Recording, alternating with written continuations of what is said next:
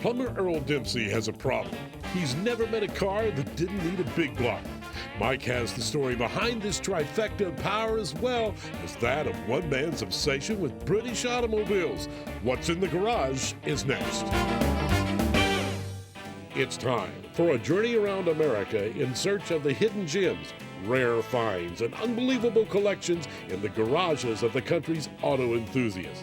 Each week, Mike Phillips will lead us through the amazing, fascinating, and entertaining backstories that make up What's in the Garage, presented by AutoGeek.net. Today, Mike is visiting Jupiter, Florida. Welcome back to another edition of Auto Geeks What's in the Garage here in beautiful Palm City, Florida. I'm your host, Mike Phillips, and today I'm here to meet Earl the plumber and check out some of his cars. You must be Earl.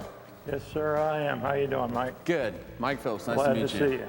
Well, I got to tell you, when I pulled up, I could tell right away you're a fan of the color red. You got a red shirt on, you got 3 red hot rods in here. Red Car Club. Hey, can you tell us a little bit about them? Let's start with this one right here. This looks like an El Camino.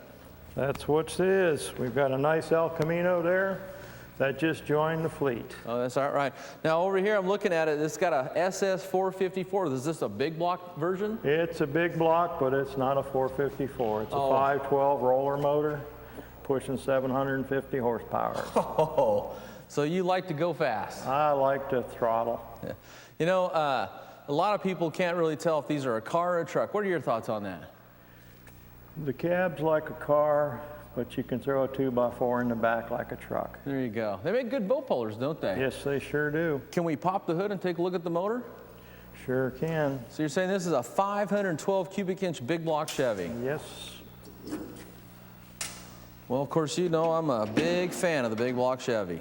Yeah, we got a couple big blocks. Wow. I love how they just completely fill up the engine compartment. They do that. Oh, yeah. Now, can you tell me, how did you come about getting this car? Well, I was sitting in my chair resting one night, shopping on the internet, Yeah? and I pushed Red El Camino. And this one came up, and I pushed the Buy It Now button You're up on eBay. on eBay. You got to learn your lesson. Don't ever go on eBay. You'll end up with something like this in your garage. Well, I understand that totally, but that's what I just had a hankering for a Red El Camino, and this one came up, and it is one sweetheart. Wow. Well, it sure does look nice. I like how it has the vinyl top. It also has the vinyl tonneau cover, too. Keep everything in the back dry. Keeps it dry, and the car is very good shape. You know, light amount of, couple little rust spots on it, but we'll get those taken care of. Okay. So was it in this nice condition when you first got it? This pretty much is the way it looked. You know, I've had a good cleaning on it, took the tent off the windows, and really haven't had time to put my special touches that I like to do to it. Now, when it came, did it have this engine in it? Yes, it did. Okay. I see it's got aluminum heads in there, too. Yes, sir. Okay. Well, that'll lighten it up a little bit and give you a little more power. Do you ever take it out and just stand on it? Yeah. For some reason, I knew you were going to say yeah. Yeah. I see a GTO over here. Can you tell us about this one? This is a 65 GTO. I bought it about 7 years ago. I went to the Barrett-Jackson auction, and when I arrived at the auction, I saw this about 200 yards away sitting in the grass. And my friend went with me, and I says, that's going home with me. Just like and that? He just looked at me and laughed. He says, you're not going to do it. Came up on the block, bid and started. I had the little runner guy, you know, come on me. Yeah. I said, just give me the keys. I'm buying it. That's the end of it. And I drove it home that night, and when I got home, my wife says, what's that? I said, that's my new hot rod. She says, you bought a hot rod and didn't call me? And I says, well, I just bought it. Spur of the moment. Spur of the moment.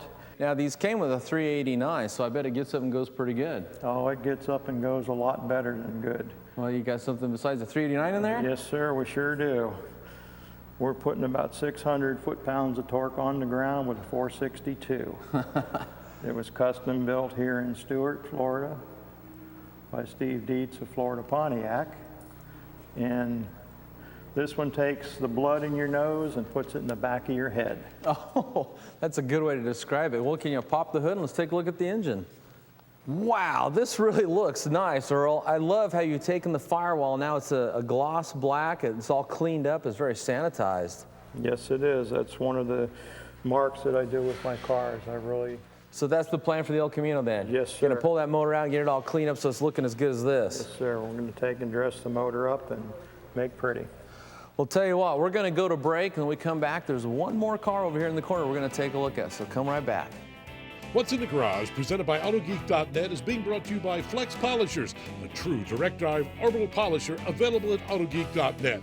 And by ARP, the world leader in fastener technology. And by Diamondite, the ultimate glass and plastic care systems, available at AutoGeek.net.